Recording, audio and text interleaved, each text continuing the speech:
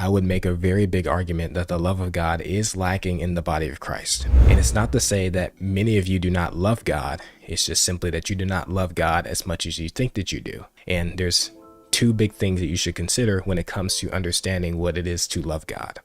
The first part is, are you obeying his commandments? What does Jesus say in John 14:15 again? If you love me, you'll keep my commandments.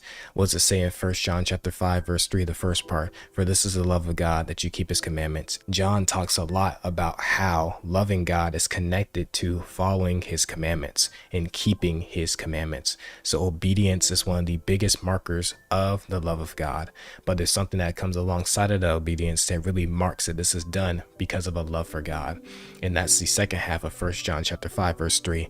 He says in 1 John chapter 5, verse 3, for this is the love of God, that you keep his commandments, and his commandments are not burdensome. Oftentimes people think that they really love God because they follow God's commandments, but you could follow God's commandments because you fear him too. You could have great respect and honor and reverence for God, and that's why you keep his commandments, but not necessarily love him. But when you're keeping his commandments and they're not burdensome to you, right? They move from being obligatory and like, I have to do this because of who God is and what God has done, right? But it moves to not being burdensome, as in I do this purely out of love and a selflessness that comes out of it, right? Because when a person is selfless, helping other people and doing things for other people is not a burden to them. And when you're acting in true and genuine love, like it says in 1 Corinthians chapter 13, verses 4-7, where it says that love is not selfish, but it's selfless, it causes things for you to not be burdensome anymore. I'm doing this because I love you. I'm doing this because I like you, and not simply because I have to, right?